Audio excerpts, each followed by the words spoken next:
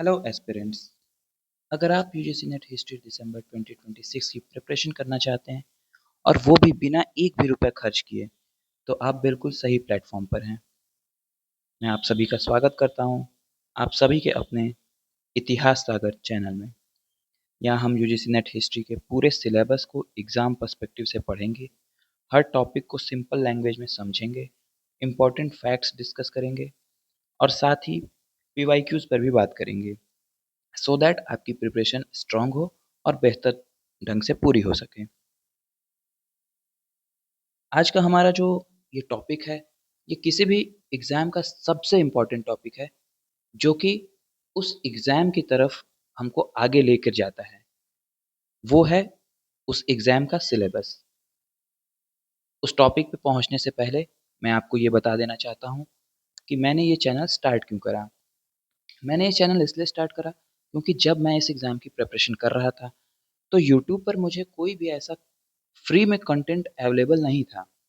तो मेरे दिमाग में ये आइडिया आया कि क्यों ना मैं एक ऐसा चैनल बनाऊं जिसमें सारे कंटेंट, सारे थ्योरीज, पीवाईक्यू सब कुछ फ्री में अवेलेबल हो, जिससे जो स्टूडेंट अफोर्ड नहीं कर सकते हैं या जो सब्सक्रिप्शन वगैरह नहीं लेना चाहते हैं, वो भी फ्री में बिल्कुल बेहतर तरीके से क्वालिटी कंटेंट पढ़ सकें।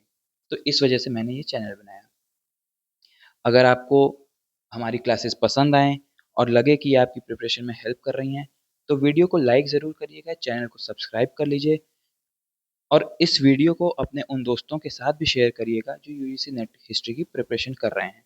तो चलिए शुरू करते हैं।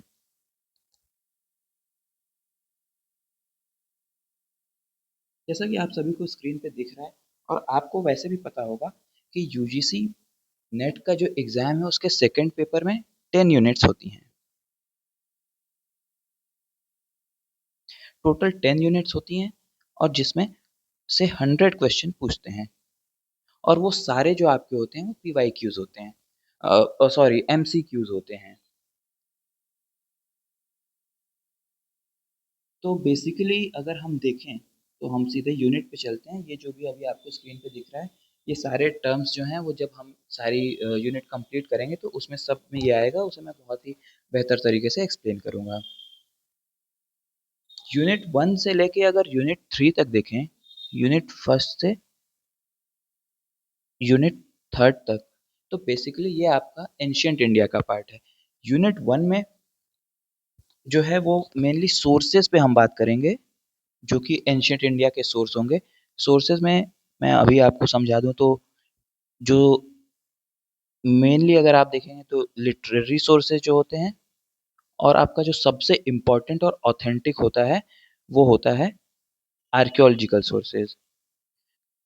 उसमें कॉइन्स हो जाएंगे, आपके एपिग्राफ्स होंगे, उन सब पे हम डिटेल में डिस्कशन करेंगे, जो कि एग्जाम का आज के टाइम पे बहुत इंपॉर्टेंट टॉपिक है और इससे बहुत ही इंपॉर्टेंट क्वेश्चंस एग्जाम्स में लगातार आ रहे हैं।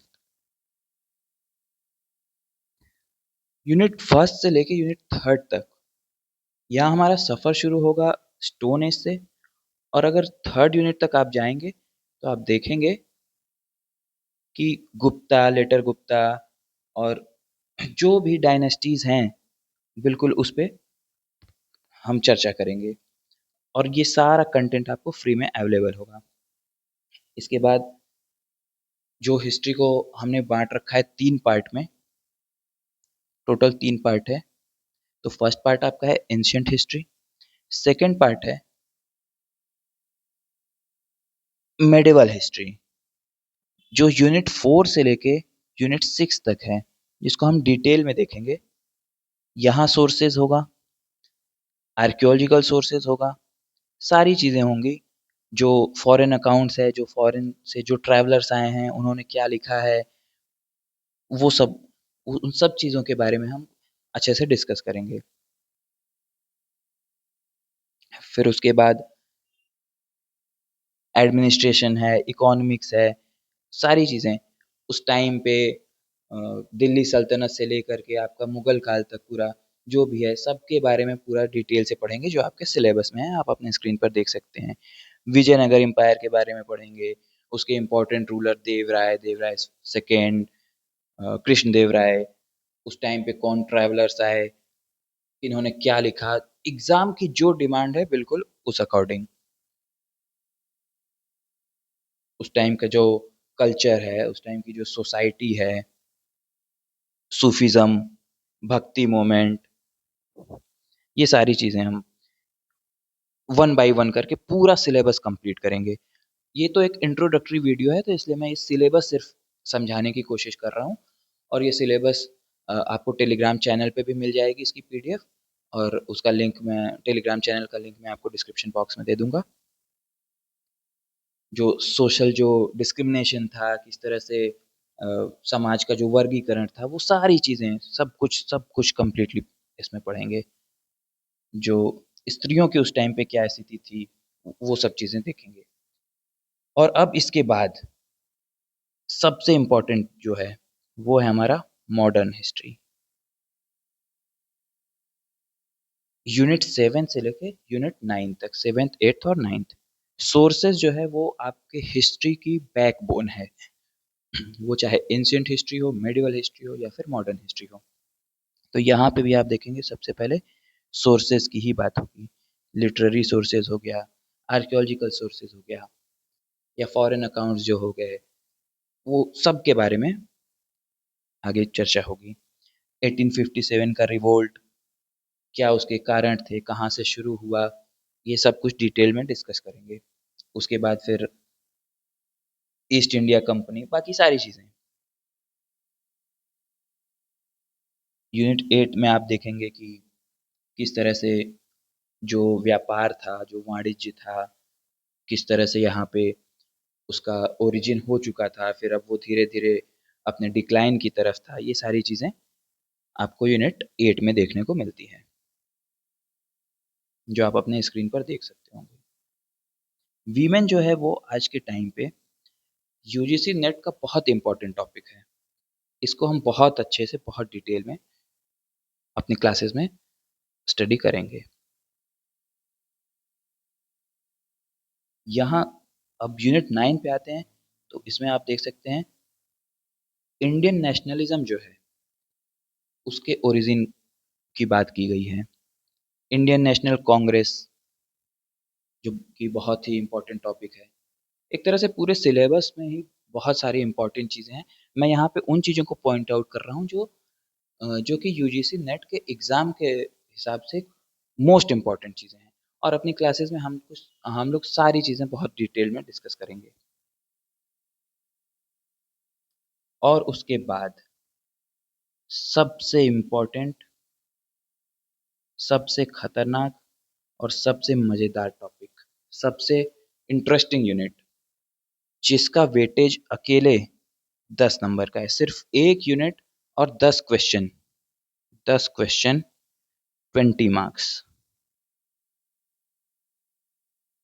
जिसमें एस्पिरेंट्स को सबसे ज़्यादा प्रॉब्लम होती है। लेकिन इस यूनिट की मज़ेदार बात ये है कि अगर एक बार आपने अच्छे से पढ़ लिया, एक बार अगर आपने राके को समझ लिया, अगर एक बार आपने इतिहास दर्शन को समझ लिया, तो ये यूनिट से बेहतर मार्क्स आपको एग्ज़ाम में कोई दूसरी यूनिट दिला ही नहीं सकता, क्योंकि अकेले सिंगल एक यूनिट से आपको सीधे-सीधे 10 क्वेश्चंस देखने को मिलते हैं।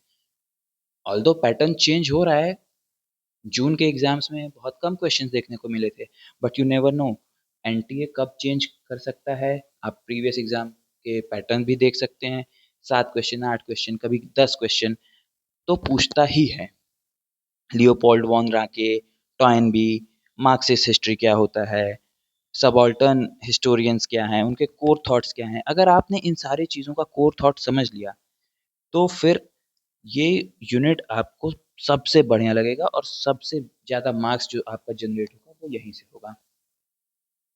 ये सिलेबस आप इंग्लिश में भी देख सकते हैं। ये सारी चीज़ें डिटेल में पूरी बाइलिंगुअल है, हिंदी और इंग्लिश दोनों।